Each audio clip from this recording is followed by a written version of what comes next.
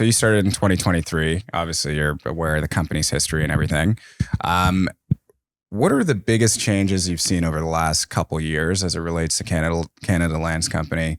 And then what are the biggest upcoming trends that you're seeing, whether it's with this government or a potential next? I think in the last 2 years, since not because I've been there, but the housing crisis has came into play right after the pandemic, really. Yeah. And I joined Canada Land. There was a housing crisis before, but it really made the news April, May, June, July 2023, right? And that's where the change. The federal government wanting to leverage Canada Land more. In budget 2024, the government of Canada as giving us an expanded mandate, I would say, allows us to buy property from the federal government at below market value so that we can pass the saving to the developer to increase the number of affordable housing, make it more viable. Pro forma, you were talking about, It has to pencil out. It's hard, right? The pandemic has raised the cost of everything because low interest rate, people were just buying bigger home and all this, and all of a sudden the pandemic ended, and then the interest rate just skyrocketed. And a lot of people had never seen 5-6% on a mortgage, right, for their entire life. I remember, and I won't show that will show my age, but I paid 12% at one point, and I thought that was a lot compared to 1.52%. So. Well, when the mortgage was $70,000. Hey? When the mortgage was only $70,000. Yes, absolutely. Maybe a little bit less than that. Yeah. So, and today it's $1 million mortgage, right? So when you think about that. Yeah, per condo. Yeah, absolutely. When you think about that, you're seeing that, like the pressure is, okay, how can we convert federal land, federal buildings, federal land faster into homes for Canadians? And the federal government knows they won't solve the housing crisis with their land, obviously, because it's way bigger than that. And CMHC says we need about 5.8 million homes by 2031 in order to bring back the affordability. The federal government give themselves a target of 250 homes by 2031.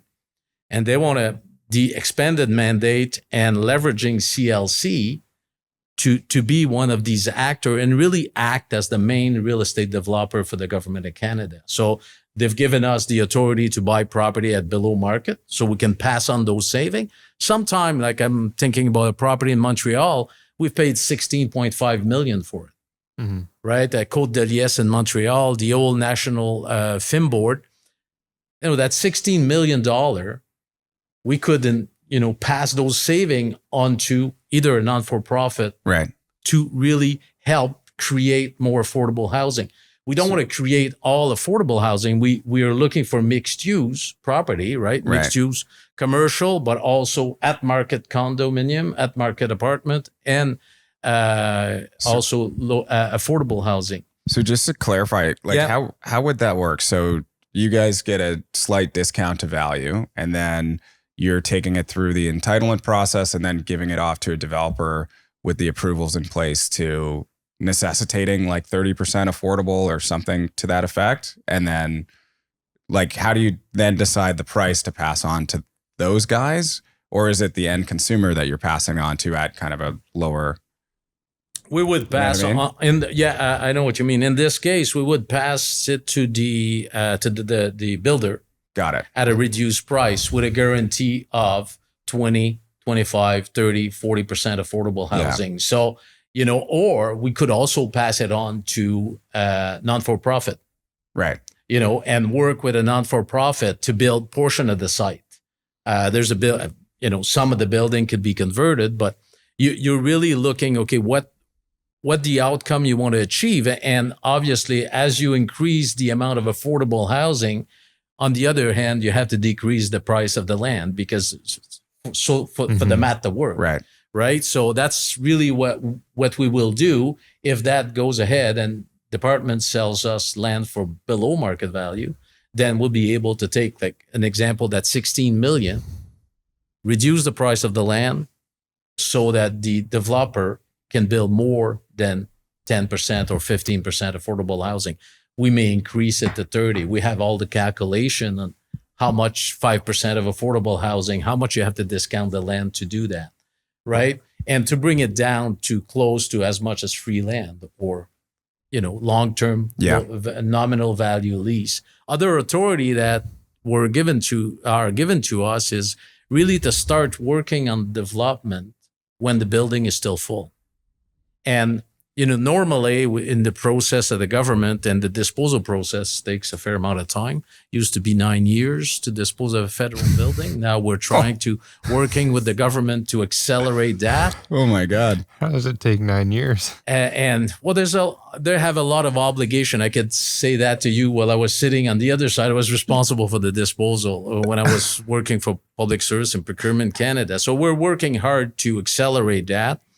But really, when they know that they're going to vacate a building in 2029, why I don't start the planning now, start rezoning, start everything. So the day they walk out, I have my construction permit. I can go ahead and start building, start converting or building, depending what the building is or what the property is. This way, we're saving time. We're not wasting any time because sometimes, and we have a few property that have been vacated five years ago. And right. We're starting demolition today because we went through, and the process, city process to get approval and all that. So it's not necessarily a linear process, and it's not at the speed of light. So you guys don't get an advantage, like time-wise or approvals-wise, because that is nuts. 5 years. I mean, it's not nuts. It's like exactly what happens to everybody else. But like you would think that you could get a little edge. There's a crisis.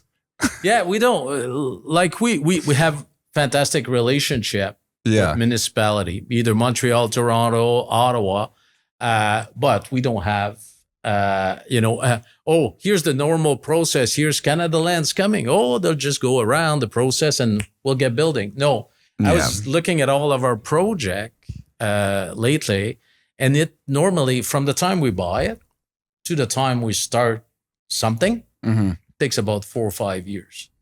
From the time we buy it from the federal government to the time we're either right now we're demolishing some building and some of the property, which have historical, we have to keep some, we have to demolish them. It takes 4 years. So going through the public consultation, going to the approval process, and in some places, which I won't name, it's 7 years.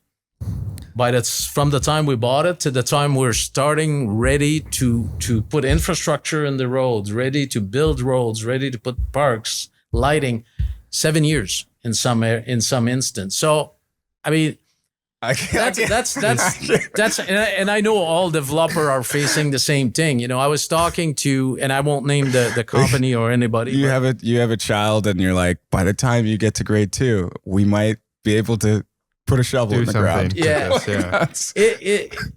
Some people, and a couple of people I met, because we're looking to expand. We're looking to different approach to our business. We've been 30 years in business. We have a lot of experience, but we've been in a model that, we get the property, we develop them, we rezone them, we put the infrastructure, lighting, park, and all that, and then we sell parcel of land. So we're looking at other model. Could we do joint venture with the private sector where we can partner with them? And talking to multiple investor, and they were telling me, one gentleman in particular told me, he said, if I buy property in Texas, in 30 months, I end the key to the tenant. Yeah. I bought a parcel of land 30 months ago, and I'm ending the key to the tenant. In Canada, where am I in 30 months? Nowhere. Really. That's 3 years, right? Roughly 2.5 years. So 30 months, you got nothing to show for. So when you're looking for a return on your investment, there's no guarantee unless you have, and that's some of the developer I've met were telling us, we don't want your dirty land. We don't want your unzoned land. What we're looking for, because they're looking for a return on their investment, the uncertainty of city approval, the uncertainty and the contamination, you do that. We don't want to play with that because that's your money that's at risk. Right. It's your time. It's all of that you're at risk.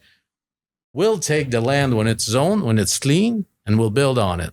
Then we can know that we have a return. We can have a fairly good schedule. Yes, there's delay in construction and all that shortage, material shortage, but we can at least have a schedule. We don't right now with the zoning, with the contamination and all that.